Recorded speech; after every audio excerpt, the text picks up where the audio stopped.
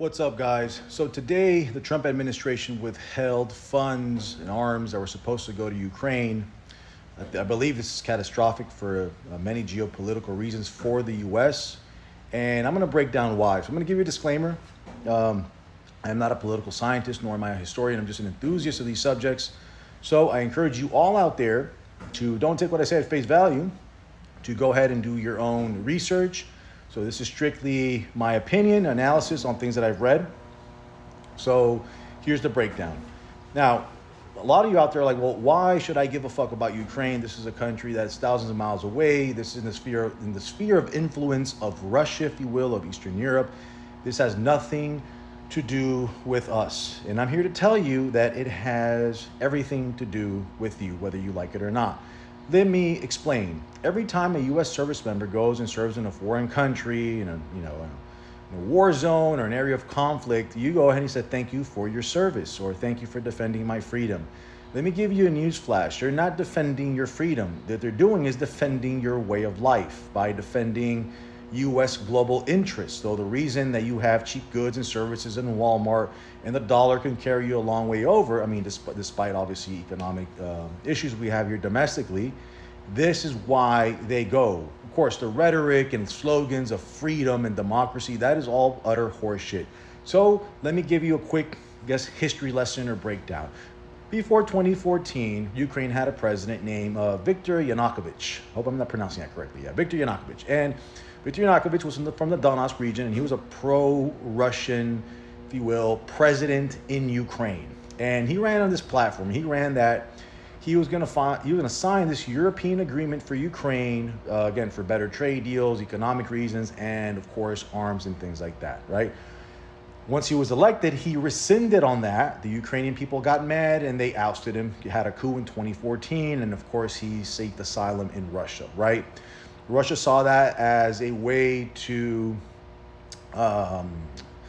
invade Ukraine, if you will. Again, they lost their guy, they lost their puppet, so they used that as a reason to say, hey, there was Nazis who overthrew the government, so now we have to go in there and denazify everything and take back the Donetsk region and Crimea and all these, pro-Russian regions, if you will, of Ukraine. So think of it like the U.S., if you will, with Democrats and Republicans, blue and red states, right? So not that it would, anything could happen here now, but it's essentially like a couple of the red states having a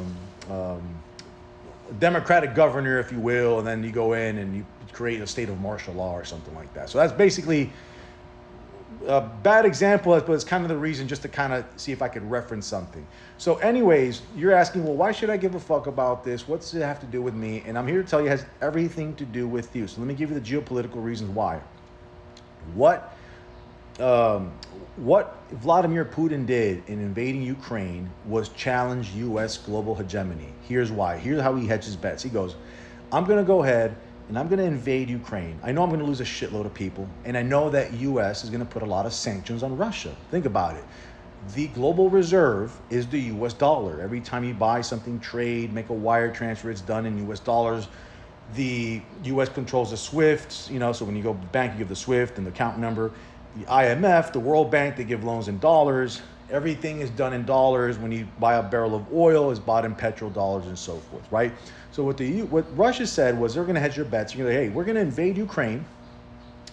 The U.S. isn't going to do shit about it. We're going to ultimately end up winning because we're going to prevail because we're Russia. And even though we're going to have these, god-awful sanctions, our economy is going to grow. We're going to circumvent the U.S. financial system. We're going to show the world that you can do it, right? And we're going to establish trade, and in closer alliances with the other BRIC, nations, right? So India, Brazil, China, South Africa, and so forth, right? That's why Russia and China want to be the soft power in Africa, right? A mineral and resource rich region. And of course, all eyes are on this right now. So they want to see what the U.S. does. So what the U.S.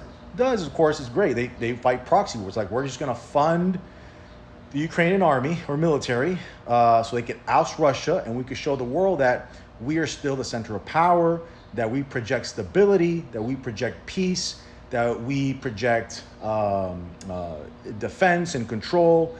and a secure financial system and market that you can always rely on, right? This is the base of US power. So when Putin invading Ukraine, he is challenging that. And of course, in doing so, he's creating friction for, of course, the US and its allies, right?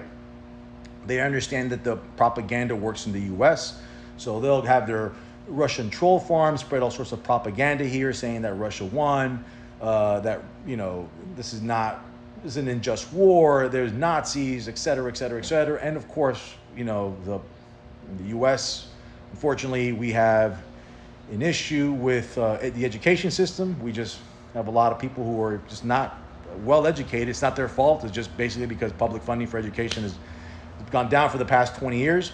But regardless of that, that's a different topic, this challenges the U.S. in many ways, strategically, operationally, and financially, right? Because if Russia can prove that they could take that, the U.S. won't retaliate or can't be successful in that war, and they can circumvent the U.S. financial system, this is going to create an incentive for the rest of the world to perhaps start joining BRICS or finding an alternative financial market, if you will, right? That's not the U.S. And it makes the U.S. look like they don't back up their allies, like they're unstable, they have unstable markets, volatile markets and financial systems, and the security isn't good anymore, which are all the things that Trump projects, which is complete instability and chaos, right? There's no reason to the madness. I haven't seen the genius yet, at least for my part.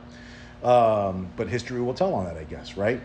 So that's my breakdown. Again, this is why I believe it's crucial to help countries like Ukraine and our European allies if you want to maintain, again, U.S. global hegemony, and that what constitutes that is, again, the U.S. dollar, right? That's why we can print endless money and never have hyperinflation. You ever ask that question? How can we be $33 trillion in debt and never have inflation and still be the richest country in the world, right? If any other country does that, if Venezuela prints out $33 trillion of their own money, they would go bankrupt, as they are now, right? It's a dollarized nation. So why is that? Because the U.S. dollar is a global reserve. So if you could challenge the dollar, circumvent the financial system, right? Show that the U.S. is weak and unstable, essentially that is a victory. And that's a victory that Putin is willing to bet on. Well, that's a bet that Putin is willing to bet on and hedge, and so far he is winning. So that's my breakdown. If you guys have a different opinion or a different perspective, please share and drop a comment below.